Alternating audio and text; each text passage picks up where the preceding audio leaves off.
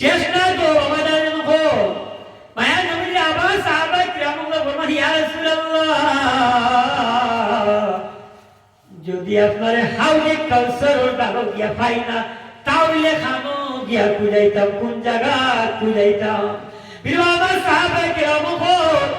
যদি আমার হাউজে কাউসারের ডালো কিনারার মধ্যে খুঁজাইয়া বাইর করতে পারো না পাও না তাহলে তুমি না ফুলসিরাতের কিনারার মধ্যে যাইও গিয়া আমি দেখি আর আমি বুঝ পাই নবী যে খাপ হইতাম তুই আমি দেখতে পাই আমার উন্মতি হল ফুলসিরাত পার হইতে রইবা ফুলসিরাতের উপরে বিষ লাগাইয়া পড়বা হাত দিয়া মাফি করবো আবার এ কষ্ট মষ্ট করিয়া তুলা খালা হইতে যাইব আবার ফুলি যাইব এইরকম আমার উন্মতি হল আমি দেখি আর আপনার করতে আসো হঠাৎ করিয়া দেখা যায় আমার উম্মতি আমার উপরে দুনিয়ার জমিনে দুরূদ শরীফ পড়িসলা সেই দুরূদ শরীফ আপনার আয়া দুরূদ শরীফে আপনার একটা সূরাতুল আকীদা ধারণ করিয়া আমার দুরূদ শরীফে আমার উম্মতি যে ফুলসিরাত পড়ি যায় উঠে মাগরিবার হামগুলো খাইতে আছে হাঁটু দিয়া ওগাইতে আছে আর পড়ি যায় আমার উঠে ফুলসিরাত সেই আমার উম্মতি রে আমার উপরে দুরূদ শরীফ পড়িসলা দুনিয়ার জমিনে বেশি বেশি করে আমার উপরে দুরূদ শরীফ পড়িসলা সেই দুরূদ শরীফে হাত পাকড়িয়া করতে আমার উম্মতির দরিয়া উবা হইয়া হে তারি তারি লইয়া আমার উম্মতিরে জান্নাতি বলিয়া ফুলসিরাত পার করিয়া জান্নাতি বলিয়া ঘোষণা করিয়া দেওয়াইলা ও না সুবহানাল্লাহ ও মায়ার নবীকে ফরমাইতা দুইটা জিনিস পাইলাম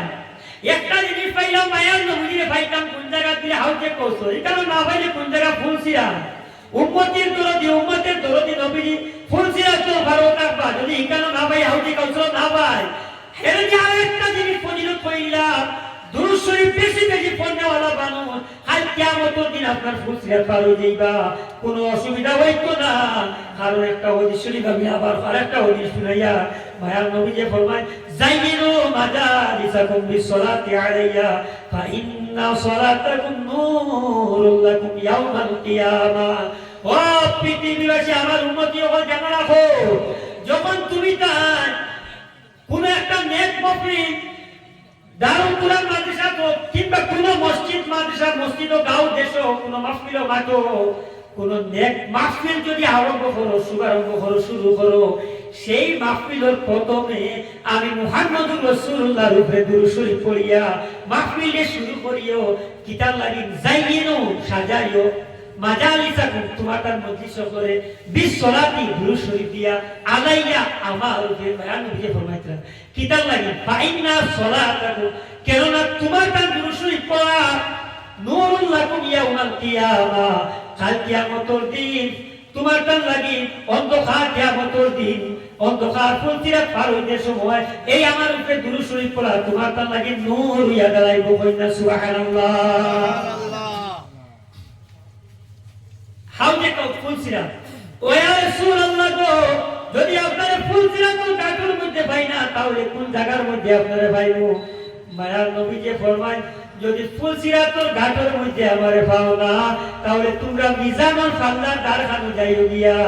আমি মিজানুল ফাল্লার দারখানোর মধ্যে থাকবো না জানি আমার কোন উম্মতি দুজকি হই যায় আমিও চিন্তা দারখানা করতে থাকবো ও আমার উম্মতি সাহাবায়ে কেরাম বল তুমি না চিন্তা করবাই তুমি তাই দো জায়গা যদি না পাও তাহলে তুমি তাই মিজানুল ফাল্লার দারও যাইও গিয়া আমি ওই জায়গার মধ্যে থাকবো আমার উম্মতি করে দুজক থেকে বাঁচাইয়া খালি বেহেশত বলিয়া ঘোষণা করাইতে থাকবো সুবহানাল্লাহ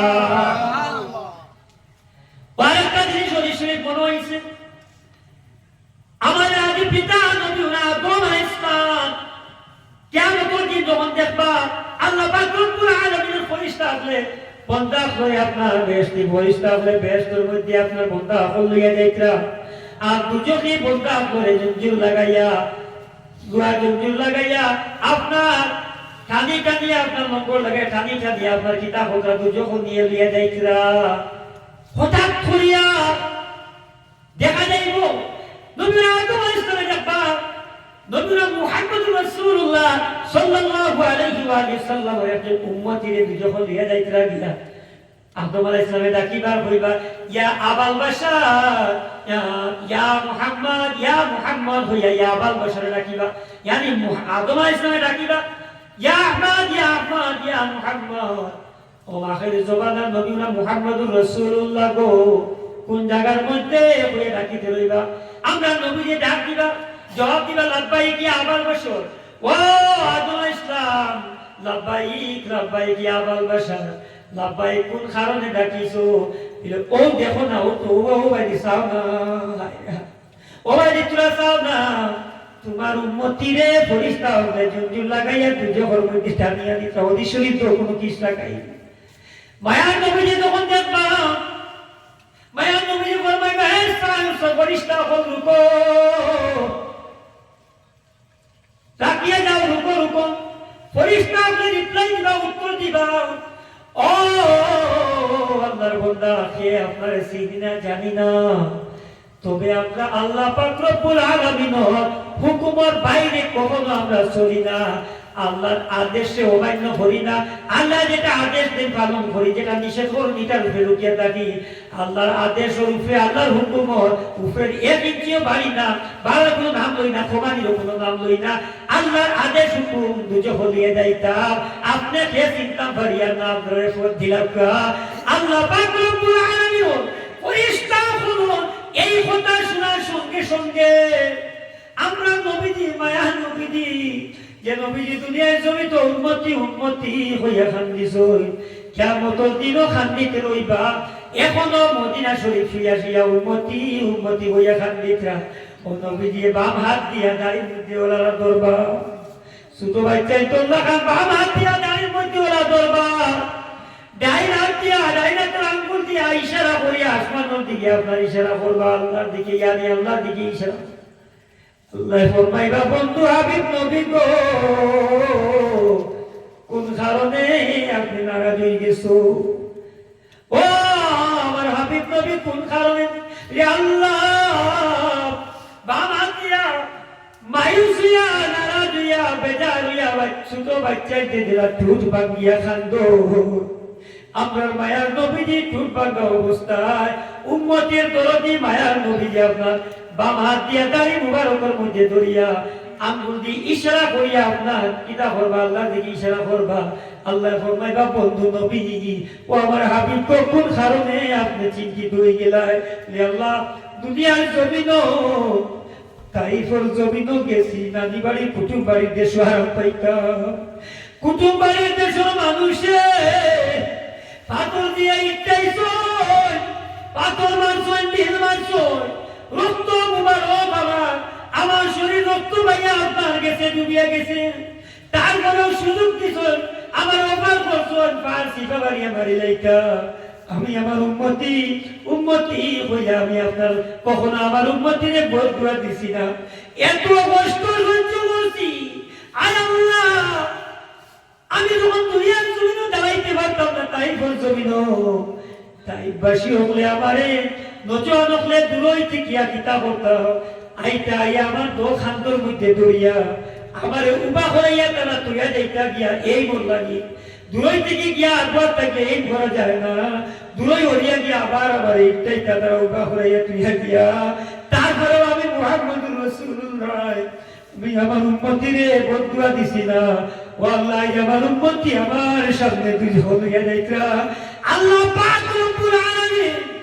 ইশারা করে ফরমায় আমার ফেরেশতা আমি জানি কে জান্নাতি আমি জানি কে দুজখী আমি যদি চাইলে ফেরেশতা হব জান্নাতের মধ্যে প্রবেশ করাইতে পারি আমি যদি চাইলে ফেরেশতা হব দুজখীরে দুজখের মধ্যে নিক্ষেপ করতে পারি আমার ইচ্ছা আমার মনসা আমার আমি চাই আমার হাবিবের ভালোবাসা মহব্বত শান দেখানো দুনিয়ার জমিনে থাকতে হয়তো কোন মানুষ নবীজির প্রেমে প্রেমিক হয়ে আশিকে রাসূল হয়েছে আর কোন মানুষ হয়তো নবীজির প্রতি তার তাজিম ইজ্জত ছিল না নবীজি তাজিম ইজ্জত করতে সে দলিল খুঁজাইছে নবীজির শান আর ইজ্জতটা শুনতে ভালো লাগতো না নবীজির শান নিয়ে আপনার মুনাফিকি করছে নবীজির শান নিয়ে নবীজি নিয়ে তার পেট ভরা ছিল না আমি সেইগুলো মানুষ এবং আশিকে রাসূল গুলো আর শুধু নবীজির উম্মতি আমার হাবিবের উম্মতি নয় তুমি আমার হাবিবের উম্মতি